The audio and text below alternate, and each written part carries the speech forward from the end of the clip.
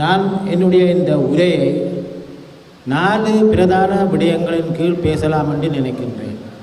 முதலாவது, சர்வஜன வாக்கெடுப்பு பற்றிய சர்வதேச அனுபவம். இரண்டாவது, சமஷ்டி எனும்போது ஈழத்தமிழர் எந்த நிலையில் இப்பொழுது நிற்கின்றார்கள்.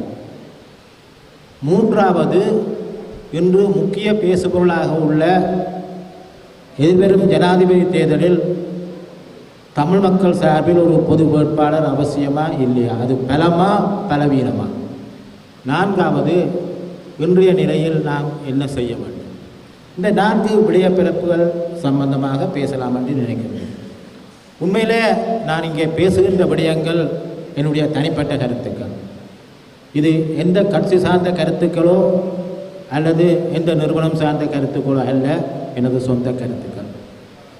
உண்மையிலே இந்த விடயம் பேசுபொருளாக மாறுவதற்கு முன்பே, அதாவது தமிழர் சார்பில் ஒரு பொது வேட்பாளர் நிறுத்தப்பட வேண்டுமா என்பது முக்கிய பேசுபொருளாக வருவதற்கு முன்னரே ஆரம்ப கட்டத்திலேயே ஒரு தமிழ் ஊடகத்துக்கு நான் ஒரு பேட்டி வழங்கி கொண்டிருந்த போது எதிர்பாராத விதமாக ஒரு குறுக்கால ஒரு கேள்வியை கேட்டார் ஒரு ஊடகவியலாளர். இந்த தமிழ் பொது வேட்பாளரை பற்றி நீங்கள் என்ன கருதுகிறீர்கள் என்று. நான் எனது மனதில் பட்டதை உடனே சொன்னேன், நான் அதை ஆதரிக்கவில்லை என்று. அந்த நிலைப்பாட்டில் தான் நான் இப்பொழுதும் இருக்கின்றேன். இங்கே முதலாவதாக நான் இந்த சர்வஜன வாக்கெடுப்பை பற்றிய சர்வதேச அனுபவங்களை பற்றி பேசுவதாக இருந்தால் பல மணித்தியாலங்கள் பேசலாம். ஆனால் எனக்கு நிச்சயமாக தெரியும், அதை பற்றி நான் அதிகம் பேசினால் இங்கே வந்திருக்கின்றவர்களுக்கு அது சலிப்பான ஒரு விடயம். ஆனாலும் சுருக்கமாக சொல்வதாக இருந்தால், உலகத்திலே பல நாடுகளிலே பல்வகையான சர்வஜன வாக்கெடுப்புகள் நடந்திருக்கின்றன. 2 வகையாக, முக்கியமாக அந்த முரண்பாட்டில் சம்பந்தப்பட்ட இரு திறத்தவரும் இணங்கி நடந்த சர்வஜன வாக்கெடுப்புகளும் இருக்கின்றன. அந்த முரண்பாட்டிலே சம்பந்தப்பட்ட ஒரு திறத்தவர் தனித்து நடத்திய சர்வஜன வாக்கெடுப்புகளும் இருக்கின்றன. அண்மை கால ஒரு கடந்த சில தசாப்தங்களை எடுத்துக்கொண்டால் 1978ஆம் ஆண்டிலே ஸ்பெயினிலே ஒரு சர்வஜன வாக்கெடுப்பு நடத்தப்பட்டது. புதிய அரசியலமைப்பு மாற்றத்துக்கு அங்கீகாரம். 1979 கட்டோலினா என்ற, அதாவது ஸ்பெயினினுடைய பகுதியாக இருந்த பிரதேசத்துக்குரிய தன்னாட்சி கோரிய ஒரு சர்வஜன வாக்கெடுப்பு நடத்தப்பட்டது. பின்னர் 1992 தென்னாப்பிரிக்காவிலே கிளார்க் அவர்களால் கொண்டு வரப்பட்ட கொள்கை மாற்றம் பற்றிய கருத்தரிப்புக்காக ஒரு சர்வஜன வாக்கெடுப்பு. அதே ஆண்டிலே 1992 கனடாவில் இந்த பிராந்தியங்களுக்கு இடையில் உள்ள முரண்பாடுகள் பற்றிய இன்னொரு வாக்கெடுப்பு நடத்தப்பட்டது. 1994 இன்னொரு முக்கியமான வாக்கெடுப்பு போஸ்னியாவில் சேர்ப்ஸ் குடிமக்கள் மத்தியில் தனித்து நடத்தப்பட்டது. பின்பு 1998 வட அயர்லாந்து பற்றிய பொது உடன்பாடு, அவர்கள் ஒரு பொது உடன்பாட்டுக்கு வந்திருந்தார்கள். இலக்கம் 3883 என்ற, அதை வெற்றி அவர்கள் சர்வஜன வாக்கெடுப்பை நடத்தியிருந்தார்கள். அதன் பின்னர் 1999ஆம் ஆண்டிலே இன்னொரு வாக்கெடுப்பு நடந்தது. மத்திய அமெரிக்க நாடான, அதாவது எல் சல்வடோருக்கு அண்மித்ததாக உள்ள ஹொண்டுராஸ் ஒரு நாட்டிலே நடந்தது. சிறுபான்மை மக்களுக்கு உரிமைகளை வழங்க வேண்டுமா என்பது. இதுபோல இதற்கு பின்னரும் பல வாக்கெடுப்புகள்.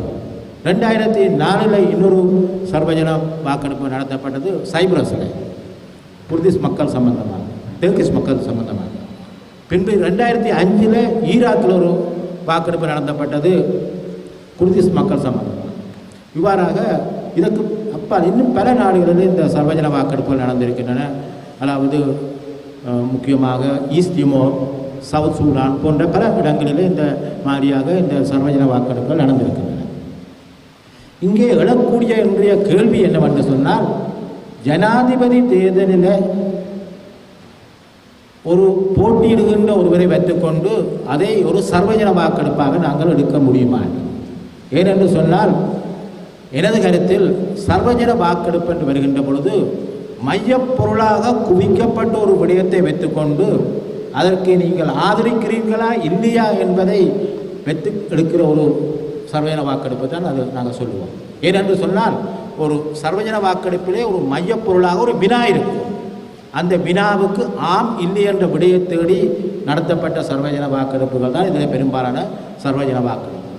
அவ்வாறான ஒரு சர்வஜன வாக்கெடுப்பிலே மக்கள் ரெண்டில் ஒரு முடிவுக்கு வருவார்கள். அதை தவிர வேறு முடிவுக்கு அவர்கள் பெற மாட்டார்கள். சிலவரை அதை பைஸ் கேட்பார்கள்.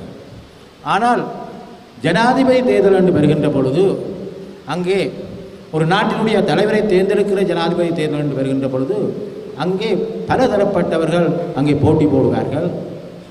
அவர்களுடன் சம்பந்தப்பட்டதாக பல கருத்துக்கள் இருக்கும், பல கருத்து சிதறல்கள் இருக்கும், பல வகைப்பட்ட நிலைப்பாடுகள் இருக்கும்.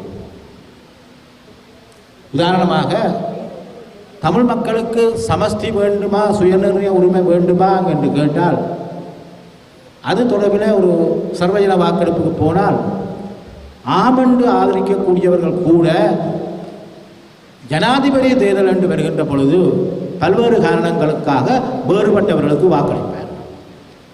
நான் மீள திரும்ப சொல்கின்ற விடயம் என்னவென்று சொன்னால் இந்த சர்வஜன வாக்கெடுப்புக்கும் ஜனாதிபதி தேர்தலுக்கும் இடையில அடிப்படையில் பெரிய வித்தியாசம் இருக்கிறது. தமிழ் மக்களுக்கு சுயநிர்ணய உரிமை வேண்டும், சமஷ்டி முறையில் தீர்வு வேண்டும் என்று ஆதரிக்கின்றவர்கள் கூட ஆனால் ஜனாதிபதி தேர்தல் என்று வருகின்ற பொழுது வேறுபட்ட நிலைப்பாடுகளில் வெவ்வேறு காரணங்களுக்காக வாக்களிப்பார்கள். ஆகவே இவ்வாறான ஒரு சூழ்நிலையில் நாங்கள் ஜனாதிபதி தேர்தலை ஒரு சர்வஜன வாக்கெடுப்பாக கருத முடியாது. என்னுடைய கருத்து தமிழ் மக்களுக்கு ஒரு சர்வஜன வாக்கெடுப்பு அவசியம் என்று சொன்னார். தமிழ் மக்கள் இன்றும் சுயநிர்ணய உரிமை சமஷ்டி என்பதில் நிற்கின்றார்களா இல்லையா என்பதை தீர்மானிப்பதற்கு ஒரு சர்வஜன வாக்கெடுப்பு வேண்டும் என்று கருதினால் அதை தனியார் ஒரு சர்வஜன வாக்கெடுப்பாக தமிழ் மக்கள் மத்தியில் நாங்கள் நடத்தலாம். அதை நடத்துவது கூட கடினமான ஒரு விடயம் அல்ல. இன்றைய தகவல் தொழில்நுட்பத்தை பயன்படுத்தி குறிப்பிட்ட ஒரு தளத்தை உருவாக்கி அதில் தங்களுடைய செல்லிட தொலைபேசியில் அமர்த்துவதன் மூலம் அவர்கள் ஆம் இல்லை என்று பதிலளிக்கலாம். அவ்வாறான ஒரு சர்வஜன வாக்கெடுப்பு நடத்தப்படுமா என்றால் என்னுடைய கருத்தில் மிக அதிக அளவில் தமிழ் மக்கள், வடக்கு கிழக்கில் வாழ்கின்ற தமிழ் மக்கள் மாத்திரமல்ல, மலையத்தில் வாழ்கின்ற தமிழ் மக்கள் உட்பட மிக அதிக எண்ணிக்கையில் தமிழ் மக்கள் இதை ஆதரித்து வாக்களிப்பார். ஜனாதிபதி தேர்தல் என்று வருகின்ற பொழுது பிரதான வேட்பாளர்களை அரசாங்கத்தை ஆதரித்து நிற்கின்ற தமிழ் கட்சிகளைச் சேர்ந்தவர்கள் கூட அவர்கள் தமிழ் மக்களுடைய சுய நிர்ணய உரிமை சமஷ்டி என்று வருகின்ற பொழுது பெரும்பாலானவர்கள் வாக்களிப்பார். நான் இங்கே என்ன சொல்ல வருகிறேன் என்று சொன்னால் சர்வஜன வாக்கெடுப்பு என்று வருகின்ற பொழுது எமக்கு சார்பாக அளிக்கப்படக்கூடிய எமது நிலைப்பாடுகளுக்கு சார்பாக அளிக்கப்படக்கூடிய வாக்குகளின் எண்ணிக்கை மிக மிக அதிகமாக இருக்கும். ஆனால் ஜனாதிபதி தேர்தல் என்று வருகின்ற பொழுது பல்வேறு காரணங்களுக்காக வாக்குகள் சிதறுபடும். ஆக ஜனாதிபதி தேர்தலில் தமிழ் பொது வேட்பாளரை நிலைநிறுத்துவதன் மூலம் நாம் எங்களுடைய கருத்துக்களை, அதாவது தமிழ் மக்களுடைய நிலைப்பாடு என்ன என்பதை நாங்கள் உறுதிபட சொல்ல முடியாது. இன்னும் சொல்லப்போனால் இங்கே வரக்கூடிய அடுத்த பிரச்சனை, அதாவது நான் அடுத்த விடயமாக நான் சொல்லியிருந்தேன் இந்த சமஷ்டியை பற்றி. இந்த சமஷ்டியை பற்றி நாங்கள் பேசுகின்ற பொழுது அது உண்மையிலேயே அதை பற்றி நீண்ட நேரம் எல்லோரும் பேசியிருக்கிறார்கள், அதில் தெரிந்து வைத்திருக்கிறார்கள். 1926 SWR பண்டாநாயக்கா முதலாக கொண்டு வந்தார். பின்னர் 1944 கெனமன் வைத்திலிங்கம் ஒரு உடன்பாட்டுக்கு வந்திருந்தார்கள். அதில் சமஷ்டி முறையில் ஒரு தீர்வு பெற வேண்டும் என்று. பின்பு 1951 அகில இலங்கை தமிழரசு கட்சி திருகோணமலையில் ஒரு மாநாடு நடத்தியது. அதிலும் அவர்கள் எடுத்த தீர்மானம், அதாவது இந்த சுயநிர்ணய உரிமை சமஷ்டி என்பதை பற்றி அவர்கள் எடுத்திருந்தார்கள். அதன் பின்னர் சிவிகே சிவஞானம் ஐயா குறிப்பிட்டது போல 1977 ஒரு நிலைப்பாட்டை எடுத்து தனிநாடு என்பதை வைத்து ஆணை கேட்டிருந்தார்கள். அதன் பின்னர் 1985 தமிழ் கட்சிகள் திம்பு மாநாட்டில் கலந்தபோது அதில் 4 விடயங்களை அவர்கள் முன்வைத்தார்கள். அதில் ஒன்றாக தமிழ் மக்களின் சுயநிர்ணய உரிமை என்பது இருந்தது. இதற்கு அப்பால் 2002 ஒஸ்லோ மாநாட்டின் போது அதில் பங்கு பெற்றிய 3 திறத்தவர்களுமே, முக்கியமாக தமிழ் மக்கள் பிரதிநிதிகள், அரசாங்கத்தை பிரதிநிதித்துவம் செய்தவர்கள், நான் நினைக்கிறேன் அதில் 4 பேர் கலந்து கொண்டார்கள்.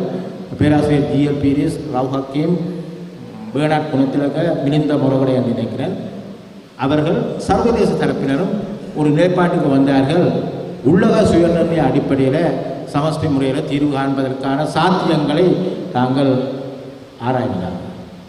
இதற்கு அப்பால் பின்னர் இங்கே நண்பர் சயந்தன் குறிப்பிட்டிருந்தார், 2020 முன்னாள் ஜனாதிபதி கோத்தபாய ராஜபக்ச அவர்கள் ஒரு நிபுணர் குழுவை நியமித்திருந்தார் புதிய அரசியலமைப்பு ஒன்றை ஆக்குவதற்கு. அந்த குழுவில் 9 பேர் இருந்தார்கள். அதில் ஒருவராக நான் இருந்தேன். உண்மையிலே நான் அந்த குழுவில் தமிழர் பிரதிநிதியாக நான் இருக்கவில்லை. ஏனென்று சொன்னால் என்னை தமிழ் மக்கள் தங்களை பிரதிநிதித்துவப்படுத்த சொல்லி அனுப்பி வைக்கவில்லை. ஆனால் என்னை பிரதிநிதித்துவப்படுத்தி நான் அந்த குழுவில் ஒரு தமிழராக, தனியொரு தமிழராக இருந்தேன். அப்பொழுது அங்கே புதிய அரசியலமைப்பை பற்றி பேசப்பட்ட போது ஆரம்பத்திலேயே எடுத்த விடயம் என்னவென்று சொன்னால் ஒற்றையாட்சி அரசியலமைப்பாக இருக்க வேண்டும் என்பதுதான் அவர்கள் முன்னிலைப்படுத்தினார். அப்பொழுது நான் சொன்னேன், நாங்கள் தமிழ் மக்கள் ஒரு புதிய அரசியலமைப்பு வருவதாக இருந்தால் அது ஒற்றையாட்சி அரசியலமைப்பாக இருந்தால் அதை ஏற்றுக்கொள்ள மாட்டார்கள். ஆகவே இந்த அரசியலமைப்பு புதிய அரசியலமைப்பு ஒற்றையாட்சி அரசியலமைப்பாக வருமாக இருந்தால் அதற்கு நான் எந்த வகையிலும் உடன்பட மாட்டேன். அது மாத்திரமல்ல, நான் சொன்னேன், நான் உடன்படாத விடயங்கள் அடிக்குறிப்பில் உள்ளடக்கப்பட்டு நான் வழங்குகிற காரணங்கள் உள்ளடக்கப்படாத எந்த ஒரு ஆவணத்திலும் நான் கையொப்பமிட மாட்டேன். ஏனென்று சொன்னால் இந்த முடிவுகள் பெரும்பான்மை முடிவுகளை வைத்து எடுப்பதல்ல. ஆக நான் ஒரு தமிழராக கலந்து கொண்ட நான் பெரும்பான்மை முடிவுகள் எடுக்கப்படுவதற்கு உடன்பட்டேன் என்ற ஒரு குற்றச்சொல் வரக்கூடாது. தமிழ் மக்கள் செய்த தியாகம் வீண் போகக்கூடாது. ஆக அந்த நிலைப்பாட்டில் நான் உறுதியாக இருந்தேன். அதுபோல் பல விடயங்களில் நான் உடன்படவில்லை. அதில் அந்த குழுவில் இருந்த ஒரு முக்கியமானவர் என்னிடம் கேட்டார், சர்வேஸ், நீ ஆங்கிலத்தில் கேட்டார், அதாவது நான் சொன்னேன் எதற்கும் நீங்கள் உடன்படவில்லையே என்று. நான் சொன்னேன், நான் உடன்படக்கூடியதே நீங்கள் சொல்லவில்லையே என்று. ஆக அது மாத்திரமில்லை, அந்த குழுவில் இருந்தபோது 2021ஆம் ஆண்டு ஜூன் மாதம் 12ஆம் தேதி நான் அதனுடைய முதலாவது வரைவு பற்றிய என்னுடைய விமர்சனத்தை வைத்தபோது நான் ஒற்றையாட்சி அரசியலமைப்பு இருக்கக்கூடாது என்பதற்கு பல ஆதாரங்களை முன்வைத்து என்னுடைய சமர்ப்பணங்களை சொல்லியிருந்தேன். அதில் பல ஆதாரங்கள், அதில் இங்கே கௌரவ மாவி சேனாதிராஜா அவர்கள் இருக்கிறார், அவருடைய வழக்கிலே உயர்நீதிமன்றம் குறிப்பிட்டதையே நான் குறிப்பிட்டிருந்தேன். இதை விட பல ஆதாரங்களை முன்வைத்து நான் என்னுடைய சமர்ப்பணத்தை செய்திருந்தேன். அதாவது ஒற்றையாட்சி அரசியலமைப்பை நாங்கள் ஏற்றுக்கொள்ள மாட்டோம் என்று. அது என்னுடைய முரண்பாடுகள், அதாவது என்னுடைய ஆட்சேபனைகள், நான் உடன்படாத விடயங்கள் எல்லாம். அது மாத்திரமில்லை, வேறு பல விடயங்களுடன் நான் உடன்படவில்லை. பௌத்தத்துக்கு முதன்மை தானம் நான் உடன்படவில்லை. நான் குறிப்பிட்டேன், நான் ஒரு இந்து மதத்துக்கு முதன்மை தானம் என்றாலும் நான் உடன்பட மாட்டேன் என்று. ஏனென்று சொன்னால் என்னுடைய கருத்து அரசியலமைப்புக்கும் அரசியலமைப்பு வேறு, மதம் வேறு. ஆகவே நான் இதுபோல் பல விடயங்களில் நான் உடன்படவில்லை. உண்மையில் சொல்லப்போனால் நான் உடன்பட்ட விடயங்களை விட உடன்படாத விடயங்களால் அதில் மிக அதிகமாக இருந்தது. இவ்வாறான ஒரு நிலைப்பாட்டை எடுத்திருந்தேன். இங்கே நண்பர் சயந்தன் குறிப்பிட்டிருந்தார், நான் சர்வதேச பல்கலைக்கழகத்தில் ஐக்கிய நாடுகள் தாபனத்தின் பல்கலைக்கழகத்தில் நான் பட்ட மேற்படிப்பை மேற்கொண்டேன். சர்வதேச முரண்பாடுகளும் சமாதானமும் பற்றி, அதாவது சட்டத்துறைக்கு அப்பாற்பட்டதாக இன்னொரு துறையில் நான் அந்த பட்ட மேற்படிப்பை சட்டத்துறையிலும் மேற்கொண்டு அதை விட வேறு சந்தர்ப்பம் கிடைத்ததால் மேற்கொண்டேன். என்னுடைய அனுபவத்தில் சர்வதேச ரீதியாக பார்க்கின்ற போது பல நாடுகளில் சேர்ந்தவர்கள் பலர் இந்த முரண்பாடுகள் சமாதானம் பற்றி கட்டுரைகள் எழுதுகிறார்கள், புத்தகங்கள் எழுதுகிறார்கள். அவர்கள் எழுதுகிற புத்தகங்கள் கட்டுரைகளில் எல்லாம் பெரும்பாலும் எங்களுடைய நாட்டில் தமிழ் மக்களுடைய இனப்பிரச்சனையை பற்றியும் சொல்கிறார்கள். அவர் சொல்கின்றவர்கள் சொல்கிறார்கள், தமிழ் மக்கள் சுய நிர்ணய அடிப்படையில் சமஷ்டி முறையிலான தீர்வைத்தான் அன்றிருந்து இன்று வரை கேட்டு வருகிறார் என்பதை அவர் மீள் உறுதிப்படுத்திக் கொண்டிருக்கிறார். ஆக நாங்கள் சுய நிர்ணய உரிமையை கோருகிறோம், சமஷ்டி முறையில் எங்களுக்கு ஒரு தீர்வு பெற வேண்டும் என்பது சர்வதேசமயப்படுத்தப்பட்ட, சர்வதேசத்தால் பல்வேறு ஆய்வாளர்களாலும் ஏற்றுக்கொள்ளப்பட்டு உள்வாங்கப்பட்டுள்ள ஒரு விடயம். இவ்வாறான நிலையில் நான் என்னுடைய 3வது விடயத்துக்கு வருகின்றேன். 3வது விடயம், தமிழ் மக்கள் சார்பில் எதிர்வரும் ஜனாதிபதி தேர்தலில் ஒரு பொது வேட்பாளர் நிறுத்தப்பட வேண்டுமா இல்லையா என்பது. என்னுடைய கருத்தை சொல்வதாக இருந்தால், நான் ஆரம்பத்திலே கூறியிருந்தேன், ஆரம்பத்திலேயே நான் அதுக்கு உடன்பாடு தெரிவிக்கவில்லை. அதுக்கு பல காரணங்கள் இருந்தது. ஒரு காரணம், நாங்கள் ஒரு தமிழ் பொது வேட்பாளரை நிலைநிறுத்தி தமிழ் மக்களுடைய சுயநிர்ணய உரிமை அல்லது சமஷ்டி அல்லது எங்களுடைய ஒற்றுமையை காட்டுவதாக இருந்தால் அந்த வேட்பாளர் கணிசமான அளவு வாக்குகளை பெற வேண்டும். நான் இங்கே என்ன சொல்ல வருகிறேன் என்று சொன்னால், தமிழ் பொது வேட்பாளருக்கு போட வேண்டாம் என்று சொல்லவில்லை. தமிழ் பொது வேட்பாளரை போட வேண்டாம் என்று தான் சொல்கிறேன். நான் மீளவும் சொல்கிறேன், தமிழ் பொது வேட்பாளருக்கு போட வேண்டாம் என்று சொல்லவில்லை, தமிழ் பொது வேட்பாளரை போட வேண்டாம் என்று சொல்கிறேன். அது மாத்திரமில்லை, இன்னொரு முக்கியமான விடயம், நாங்கள் தீர்மானங்களை எடுத்துவிட்டு நியாயங்களை தேட முடியாது. நியாயங்களை தேடிய பின்னர் தான் தீர்மானம் எடுக்கும். ஆக இந்த விடயத்திலே முதலாவது என்னுடைய அச்சம், நாங்கள் ஒரு தமிழ் பொது வேட்பாளரை போடுகின்ற பொழுது, உண்மையில் சொல்லப்போனால் நான் அந்த தமிழ் பொது வேட்பாளரை எதிர்ப்பதற்கான அடிப்படை காரணமே அதுதான். என்னவென்று சொன்னால், ஒரு தமிழ் பொது வேட்பாளரை நாங்கள் கொண்டு வருகின்ற பொழுது அவர் வடக்கு கிழக்கிலே இருக்கக்கூடிய மொத்த வாக்காளர்களில், நான் வாக்களித்தவர்கள் என்று சொல்லவில்லை, வடக்கு கிழக்கில் இருக்கக்கூடிய மொத்த வாக்காளர்களில் கணிசமான வாக்குகளை பெறுபவராக இருக்க வேண்டும். இந்த கணிசமான வாக்குகள் என்பது சிலர் சொல்வார்கள் 60% என்று, சிலர் சொல்வார்கள் 65%, சிலர் சொல்வார்கள் 75% என்று, அது ஆளுக்கால் வேறுபடும். ஆனால் கணிசமான வாக்குகளை பெறக்கூடியவராக இருக்குவார். ஆனால் ஜனாதிபதி தேர்தல் என்று வருகின்ற பொழுது என்னுடைய கருத்தில் இந்த முறை ஒரு 5 கட்சிகளாக 6 கட்சிகளாக நாம் பிரித்து வைக்கின்றோம். முதலாவது, தமிழ் பொது வேட்பாளர் வர வேண்டும் என்பது ஒரு கட்சி, தேர்தலை பகிஷ்கரிப்போம் என்பது இன்னொரு கட்சி, அது 2வது. 3வது, தமிழ் தேசியத்தில் இருந்து கொண்டு இந்த 2க்கும் உடன்படாத கட்சி. 4வது, பிரதான வேட்பாளர்களை அரசாங்கத்தை ஆதரித்து நிற்கின்ற கட்சிகள் 4வது. 5வது, இந்த தமிழ் கட்சிகள் எல்லாவற்றையும் தாண்டி இவர்கள் இந்த தமிழ் கட்சிகள் எங்களுக்கு வேண்டாம், நேரடியாகவே பிரதான வேட்பாளர் அவரை விரும்பி அவருக்கு வாக்களிக்கிற இன்னொரு கட்சி. 6வது கட்சி, நாங்கள் பொது வேட்பாளர் என்று ஒருவரை போட்ட பின்னர் இவர் பொது வேட்பாளராக இருப்பதற்கு தகுதியற்றவர், இவருக்கு என்ன தகுதி இருக்கு என்று கேட்டு நிற்கக்கூடிய இன்னொரு கட்சி. ஆக இங்கே என்னை பொறுத்த மட்டும் 6 கட்சிகளாக நாங்கள் பிரிந்து நிற்கிறோம். அவ்வாறு பிரிந்து நிற்கின்ற ஒரு சூழ்நிலை. இதற்கு அப்பால் நாங்கள் இந்த பொது வேட்பாளர் என்று சொல்கின்ற பொழுது நாங்கள் உண்மையிலே மலையக தமிழ் மக்களும் எங்களுடைய உறவுகள், அவர்களும் தமிழர்கள். ஆனால் இங்கே நாங்கள் பொதுவாக அவர்களை விரட்டித்தான் பார்க்க வேண்டி இருக்கிறது. ஏனென்று சொன்னால், மலையக மக்களுடைய பிரச்சனைகள் வேறு, அவர்களுடைய பிரச்சனைகளுக்கு தீர்வு வேண்டும் என்று சொன்னால் அவர்கள் தேர்தல்களில் தந்திரோபாயமான முடிவுகளை எடுத்து தங்கள் உரிமைகளை வென்றெடுக்க வேண்டும். நான் எப்பொழுதும் சொல்வது, மலையக மக்களுக்கு இருக்கிற பிரச்சனைகள் வேறு, கிழக்கு மாகாணத்தில் அம்பாறை மாவட்டத்தில் இருக்கிற தமிழ் மக்களுக்கு இருக்கிற பிரச்சனைகள் வேறு, ஆணையர்களுக்கு இங்கே இருக்கிற தமிழ் மக்களுக்கு இருக்கிற பிரச்சனைகள் வேறு. ஆக நாங்கள் எல்லாத்தையும் பொதுமைப்படுத்தி பார்க்க முடியாது. ஆக இந்த மலைய மக்கள், நாங்கள் ஒரு சர்வஜன வாக்கெடுப்புக்கு சென்று தமிழ் மக்களுடைய சமஸ்டியை பற்றி வாக்கெடுப்பு நடத்த அவர்கள் உங்களுக்கு ஆதரிக்கக்கூடியவர் அதிக எண்ணிக்கையில் இருக்கிறார்கள். ஆனால் ஜனாதிபதி தேர்தல் என்று வருகின்ற பொழுது அவர்கள் தங்களுடைய தேவைகளில் தந்திரோபாயமான நடவடிக்கைகளை மேற்கொள்வதற்காக அவர்கள் எங்களுடைய பொது வாக்காளருக்கு வாக்களிக்க மாட்டார்கள். அதை நாங்கள் எதிர்பார்க்கவும் முடியாது. எதிர்பார்ப்பது அவர்களுக்கு செய்யும் துரோகம் என்பது என்னுடைய கருத்து. இதே அப்பால் வடக்கு கிழக்கில் இருக்கக்கூடிய மக்கள் என்று பார்க்கின்ற பொழுது என்னுடைய கருத்தில் கிழக்கு மாகாணத்தில் இருக்கிற முக்கியமான அரசியல்வாதிகள் பலர் அவர்கள் இந்த பொது வேட்பாளருக்கு உடன்பட்டதாக இல்லை. குறிப்பாக நான் இங்கே பெயர்களை சொல்லி தனியாட்களை முன்னிலைப்படுத்த விரும்பவில்லை. ஆனால் முக்கியமாக என்னுடைய கருத்தில் கிழக்கு மாகாணத்தைச் சேர்ந்த முன்னணி அரசியல்வாதிகள் பலர் இதற்கு உடன்படவில்லை. அப்படி என்று சொன்னால் கிழக்கு மாகாணத்திலிருந்து நாங்கள் கணிசமான வாக்குகளை பெற முடியுமா? ஈழத்தமிழருடைய சுய நிர்ணயமும் சமஷ்டியும் என்பது வடமாகாணத்துக்கு அல்லது யாழ்ப்பாண குடாநாட்டுக்கு என்று மட்டுப்படுத்தப்பட்ட ஒன்று அல்ல.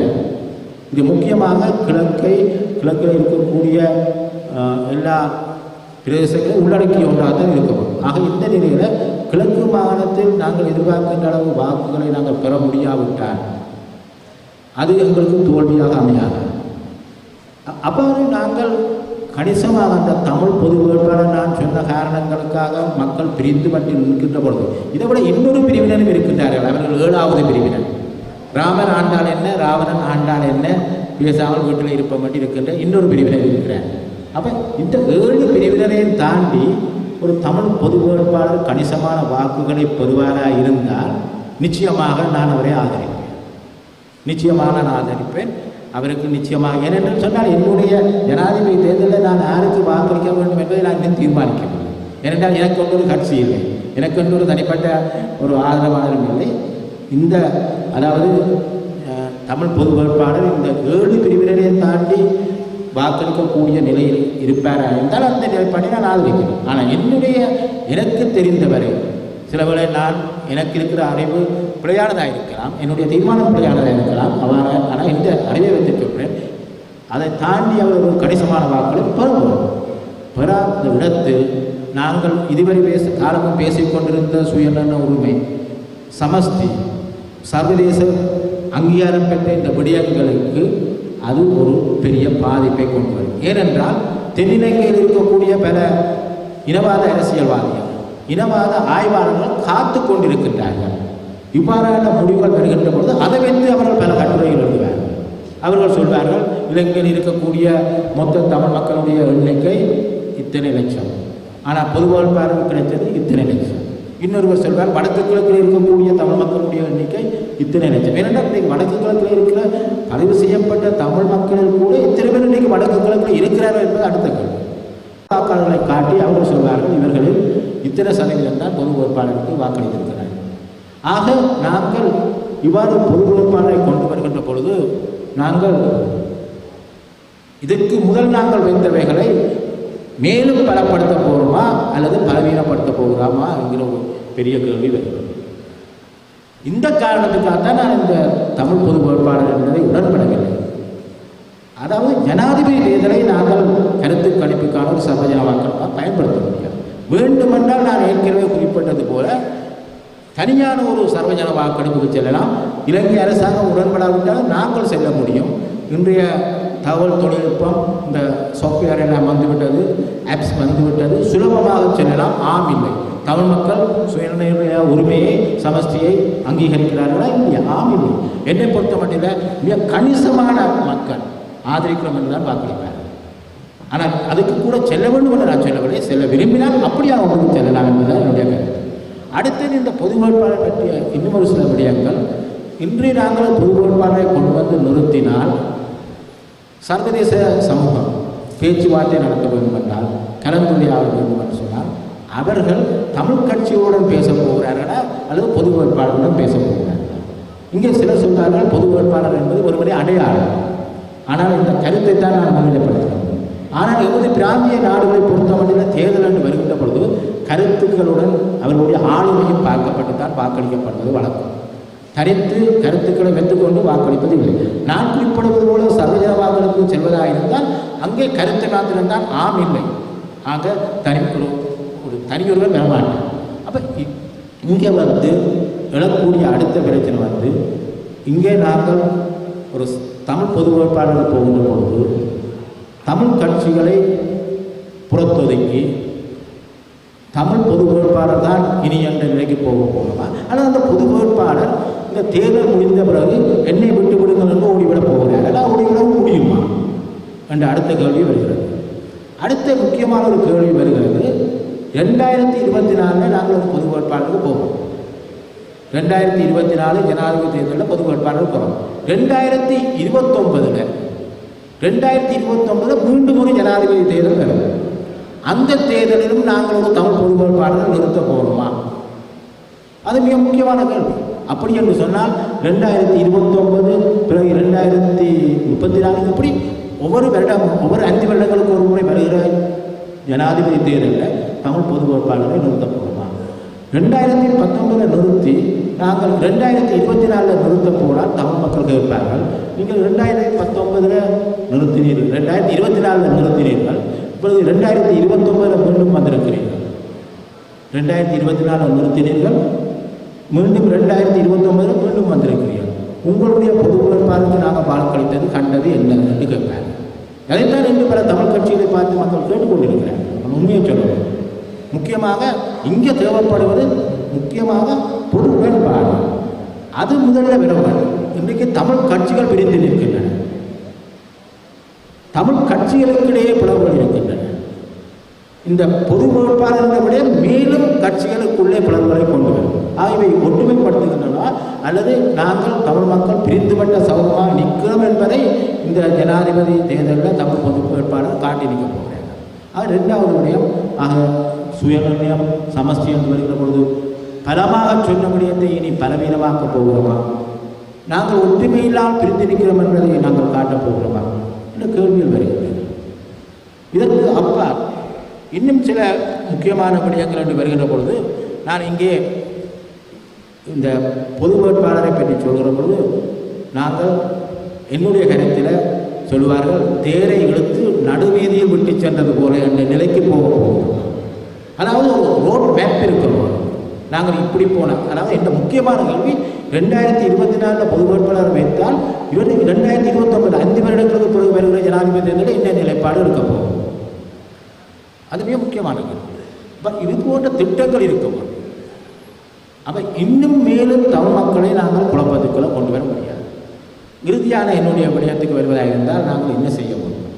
என்னை பொறுத்த மட்டில் இன்று இலங்கை அரசாங்கம் சுலபமாக தப்பித்து கொண்டு செல்கிறது. ஏனென்று சொன்னால் நாங்கள் இன்று அரசியலமைப்பில் இருக்கிற இந்த உண்மையில் நாங்கள் சொல்லுவோம் அதிகார பரவலாக்கம் வேறு அதிகார பகிர்வு வேறு. இப்பொழுது இருக்கிறது அதிகார பரவலாக்கம் அரசியலமைப்பில். நாங்கள் கேட்பது அதிகார பகிர்வு.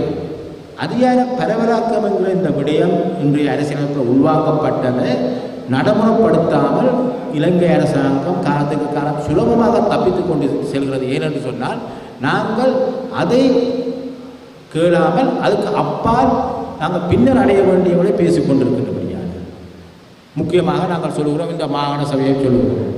அதை பற்றி எந்த அழுத்தமும் இல்லாமல் அரசாங்கம் தப்பித்துக் கொள்ளக்கூடியதாக இருக்கிறது. ஏனென்று சொன்னால் நாங்கள் அதற்கு அப்பால் சென்று பேசுகின்றபடியாக என்னுடைய நிலைப்பாடு என்னவென்று சொன்னால் என்னுடைய தனி நிலைப்பாடு, முதல்ல நாங்கள் இந்த அரசியலமைப்பில் இருக்கிற அதிகார பரவலாக்கத்தை முழுமையாக நடைமுறைப்படுத்தும். அது இறுதி தீர்வு அல்ல, அது ஒரு இடைக்கால தீர்வு. ஏன் இதை சொல்கிறேன்னு சொன்னால் எங்களுடைய பிரதேசத்தில் முதல்ல அபிவிருத்தி வரும். அபிவிருத்தி இருந்தால் தான் மக்கள் இருப்பார். மக்கள் இருந்தால் தான் அந்த இடம் இருக்கும். சொல்வார்கள், எல்லைகளை நோக்கி மக்கள் செல்லாவிட்டால் மக்களை நோக்கி எல்லைகள் வரும். இந்த நிலையில் தான் நாங்கள் இன்று இருந்து கொண்டிருக்கிறோம். ஆக முதலில் என்னுடைய நிலைப்பாடு, நாங்கள் ஒரு புதிய அரசியலமைப்பு போகின்ற பொழுது நிச்சயமாக நான் ஏற்கனவே குறிப்பிட்டேன், நான் கூட ஒற்றை ஆட்சி அரசியலமைப்புக்கு அந்த சபையிலிருந்து உடன்படவில்லை. சமஷ்டி முறையில் நாங்கள் தீர்வு காணணும், அது நிச்சயம். ஆனால் இப்பொழுது ஏற்கனவே அரசியலமைப்பில் இருக்கிற அதிகார பரவலாக்கத்தை முதலில் முழுமையாக நடைமுறைப்படுத்தணும். இது தொடர்பில் நாங்கள் தமிழ் கட்சிகள் நாங்கள் என்ன செய்து கொண்டிருக்கிறோம் என்று அடுத்த கேள்வி வருவேன். என்னுடைய கருத்தில் இலங்கை பாராளுமன்றத்தை இலங்கை அரசியலமைப்பை தாண்டி எந்த ஒரு தீர்வும் பெறப்போவதில்லை. எந்த ஒரு தீர்வு வருவதாக இருந்தாலும் அது இலங்கை பாராளுமன்றத்துக்கான இலங்கைக்கென்று இருக்கக்கூடிய அரசியலமைப்புக்காக தான் பெறவும். கனடாவில் இருக்கிற அரசியலமைப்பில் எங்களுடைய சமஸ்டியை கொண்டு உள்ளக்க மாட்டார்கள். ஆக அவ்வாறாக இலங்கை அரசியலமைப்பு கொண்டு புதுசாக பெற வேணும். எங்களுடைய தீர்வு அதில் உள்ளடக்கப்படணும். அது சமஸ்டி முறையில் இருக்க வேண்டும் என்று சொன்னால் நாங்கள் அதுக்கான தயார்படுத்தல்களை செய்வோம்.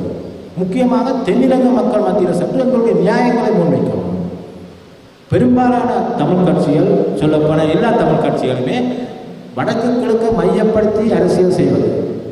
இன்றைக்கு இந்த ஜனாதிபதி தேர்தல் முடிந்த பின்பு பாராளுமன்ற தேர்தல் ஒரு வருடங்களுக்குள்ளே பெறலாம். அப்படி வருகின்ற பொழுது மீண்டும் போட்டியிடுவது. ஏனென்றால் இன்றைய பாராளுமன்ற தேர்தல் முறையில் கட்சிகளுக்கு இடையில இருக்கிற போட்டியை விட கட்சிகளுக்கு உள்ளே இருக்கிற போட்டிகள் தான் அதிகம். ஏனென்றால் இந்த பாராளுமன்ற தேர்தல் முறை அப்படி இருக்குது. ஆக நாங்கள் தென்னிலங்கை மக்கள் மத்தியில் எங்களுடைய நியாயப்படுத்தல்களை நாங்கள் செய்ய தவறு. அவ்வாறு செய்யாத போது தென்னிலங்கை மக்களுக்கு என அவர்கள் பல சந்தேகங்களோடு இருக்கிறார். பல விடயங்களை நான் அவர்களிடம் நியாயப்படுத்துகிற பொழுது அவர் ஏற்றுக்கொள்கிறார். அவர் ஏற்றுக்கொள்வார். சிலர் என்னிடம் கேட்டால், ஏன் இதை எங்களுடைய தலைவர்கள் தென்னிலங்கை மக்கள் மத்தியில் கொண்டு செல்ல முடியாது? நாங்கள் வெறுமனே தேர்தல்களை மையப்படுத்தி வடக்கு கிழக்கில் அரசியல் செய்து கொண்டிருக்கிறோம். இதற்கு அப்பால் ஏன்னு நான் திரும்ப சொல்கிறேன் என்னன்னு சொன்னால், தென்னிலங்கை மக்களை தாண்டி இலங்கை பாராளுமன்றத்தை தாண்டி ஒரு அரசியலமைப்பை தாண்டி ஒரு தீர்வு வர மாட்டாங்க. எந்த உலகத்திலையும் எந்த நாட்டிலையும் அது நடப்பதில்லை. ஏன்னு சொன்னால் ஒரு தீர்வு சமஷ்டி முறை என்றாலும் அது அரசியலமைப்புக்குள்ளே உள்வாங்கப்பட்டு தான் பெறவும். கனடா நாட்டு அரசியலமைப்பில் அது உள்வாங்கப்பட்டு நாங்கள் இங்கே சமஸ்டியை கொண்டு வருகிறார். ஆக இவ்வாறான ஒரு முக்கியமான ஒரு விடயத்தை நாங்கள் என்னுடைய கருத்தில் நாங்கள் செய்ய தவறுகிறோம் என்றது தான் சொல்லுவோம். அதேவேளை நாங்கள் அவர்கள் முன்னிலையில் நாங்கள் நியாயப்படுத்த வேண்டும். உங்களுடைய இடைக்கால தீர்வாக முழு அதிகார பரவலாக்கத்தை எடுத்துக்கொண்டு நாங்கள் அடுத்த பயணத்தை சமஸ்தியை நோக்கி செல்லுவோம். அவர் செய்ய தவறுவதால் என்ன நடக்குதுன்னு சொன்னால், அரசாங்கம் சுலபமாக இப்பொழுது இருக்கிற அதிகார பரவலாக்கத்தை கூட எந்த விதமும் நடைமுறைப்படுத்தாமல் அதை தப்பித்து கொண்டு செல்வது.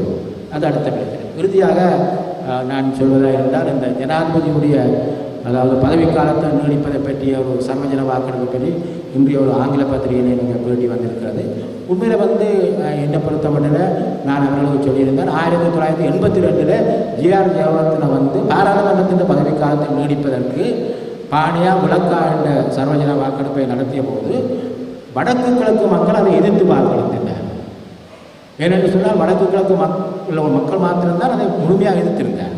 அப்போ நான் சொன்னேன், இன்றைய ஜனாதிபதி மக்களால் தேர்ந்தெடுக்கப்படாது.